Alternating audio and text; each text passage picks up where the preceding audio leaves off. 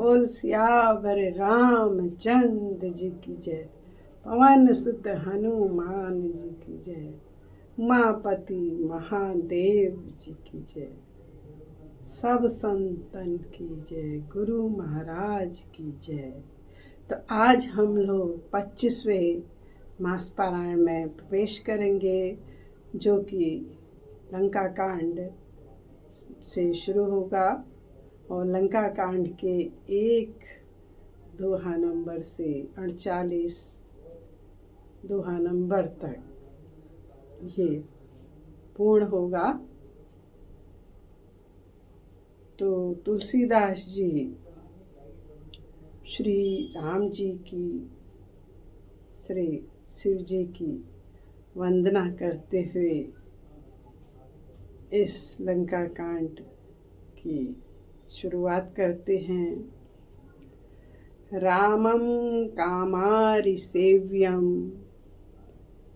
भवभयहरणं कालमत्तेभ सिंहं योगीन्द्रं ज्ञानगम्यं गुणनिधिमिजतं निर्गुणं निर्विकारं मायातीतं सुरेशं खलवध निरतं ब्रह्मा वृंद देवं वंदे कंदावदातं सरसिज नयनं देवमूर्षि रूपम। तो इस प्रकार से लंका कांड की शुरुआत हो रही है। तो अभी तक सुंदर कांड में हम लोगों ने ये सुना, तुलसीदास जी के द्वारा ये पढ़ा कि जब समुद्र से भगवान रास्ता मांग रहे थे तो उन्होंने रास्ता नहीं दिया। तभी उन्होंने ये कहा कि आपके सेना में नल और नील 2 बानर हैं, जिनके हाथों से जिस पत्थर को ये स्पर्श करते हैं वो तैर जाते हैं। तो उन्हीं के माध्यम से पुल का निर्माण किया जा रहा है। और भगवान श्री राम ने वहाँ पर समुद्र के किनारे रामेश्वरम में शिवलिंग की स्थापना की है, क्योंकि शिव जी भगवान राम के आराध्य देव हैं और शिव जी के आराध्य देव हैं राम जी। तो राम जी कहते हैं, जो मेरा भक्त है, अगर वो शिव का द्रोही है तो वो नरक का अधिकारी होता है।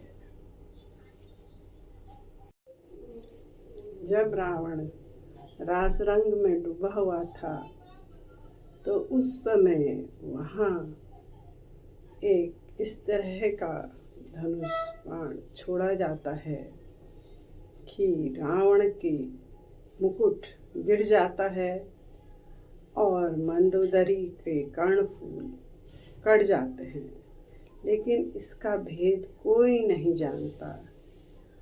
और इस अपशकुन को सभी लोग देख रहे हैं, लेकिन कुछ कह नहीं पा रहे हैं। तो इसके बाद भगवान राम ने अंगद को, जो कि बाली का बेटा था, दूध बना करके भेजा और कहा, अगर सीता जी को वापस कर दोगे तो कोई युद्ध नहीं करेंगे। लेकिन रावण नहीं माना और अंगद उनको बहुत समझा रहे हैं रावण को, और बता रहे हैं कि कहाँ कहाँ पर वो हारे हैं। और वो कहते हैं कि एक कहत मोई सकुच अति रहा बाल की काट, इन महु रावण ते कवनो सत्य बदही तजी माक। तो एक रावण तो वो भी था जो कि 6 महीने बाली की काख में रहा। उसमें से तुम कौन से रावण हो? ऐसा सुनकर रावण को बहुत क्रोध आया और वो भगवान राम के विषय में बहुत कुछ कहने लगा, उनकी हंसी उड़ाने लगा। तो अंगद को इस बार बहुत क्रोध आ गया, क्योंकि जो भगवान का परम भक्त होता है, अगर भगवान की कोई निंदा करता है तो उसे वो सहन नहीं हो पाता। तो बाद में अंगद अपने पाँव को जमीन में जमा देते हैं और कहते हैं कि अगर तुम्हारी सेना में कोई भी ऐसा योद्धा है जो मेरे पाँव को हटा दे तो मैं मान जाऊं। तो सब लोग एक एक करके वहाँ आते हैं, लेकिन कोई भी उसके पाँव को हिला नहीं पाता। और बाद में रावण खुद वहाँ पे आता है, और जैसे ही उसके पाँव को उठाने की कोशिश करता है तो वो अंगद कहते हैं कि हे रावण, मेरे पाँव छू करके तेरा उद्धार नहीं होने वाला है, तू जा कर के श्री राम जी के चरणों का वंदन कर।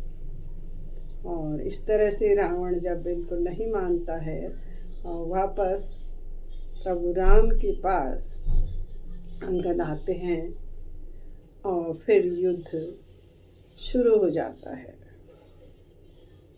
रजनीचर और बानरों में पहले युद्ध होता है।